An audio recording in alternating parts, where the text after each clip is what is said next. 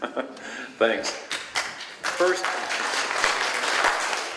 I'm really happy to be back up here in Malo. I've been stuck in Republic recently for a little activity that's been going on down there with the winds, and thank God that didn't happen the way that it was predicted. After the winds, we got a little bit of rain, we got a little bit of relief, and I was asked almost immediately to start dropping evacuation levels. I'm not going to do that yet, and the reason being is that rain is great, wind is not. We've been getting a mixture of wind and rain, and standing out on the sidewalk, you can see within about 20 minutes the wind can dry up and remove the rain that fell.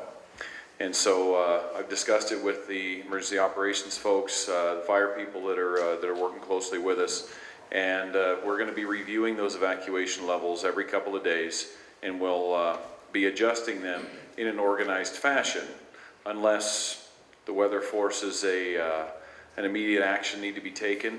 And I've got all the deputies on standby, or have had for weeks now. But we've got plans in place. We've got some National Guard assistants. They're here working for me, so you know, to help us out with anything that we need. So we just pray that everything holds the way that it holds and gives the firefighters the opportunity to do what they need to do. Now, I did want to make one comment. It was brought up to me that on some of the documentation it still shows a shelter is listed for the Republic School. That's incorrect. Red Cross has pulled up tent stakes, and they've actually been gone from the area for a little while now. For a short time we ran the shelter, the search and rescue folks did, and it was converted into an emergency evacuation point due to the extreme potential of the situation that was brewing caused by the North Star fire. We still have plans in place that if all else fails and we have no way out, that we're creating safe havens for those who can't escape the community. But that's not something that we need to count on as a place to just show up and let the fire blow over. That's a Hail Mary pass, and we're pretty confident that we can protect those areas. But when we ask people to evacuate, we would like them to go far enough away from the fire because there's only so much space. Anyway, not to be so doom and gloomy, because things are looking up. They have been looking up, and we pray they continue to do so. Thank you, and that's pretty much all I have. Thank you all for coming out tonight. I appreciate your patience with all of this, and I just want to say that I appreciate also the fact that people want to come out and get the accurate information rather than, you know, we're starting to get a handle on, I think, the inaccurate information that we dealt with at the beginning. I think that's actually kind of leveling out. I see the sheriff shaking his head yes, so that's a good thing. So thank you for your patience. I want to echo what the sheriff had to say. From the county commissioner standpoint, we are working on the Boulder Creek Road. We had a little issue with the winds coming up the other day of dealing with the danger trees. And of course we work with the fire folks. We're not putting our road crews out there if they're going to be put in danger, but we're working on having that road opened up as soon as it's safe. Other than that, I'll be around for questions later. Thank you. But I want to thank you for coming out and finding, trying to figure out what's going on. And I challenge you to if you want to know something, ask. I think a lot of these folks here have given you their information and told you where you can find things. It's important for me, for you to know what's going on. And if you don't know what's going on, please ask somebody. I know there's a lot of rumors that fly around, and that's one of the things that this team is really focusing in on, is giving you the right information at the right time. So you'll know when and where to get this information, so that you won't be planning on false hope.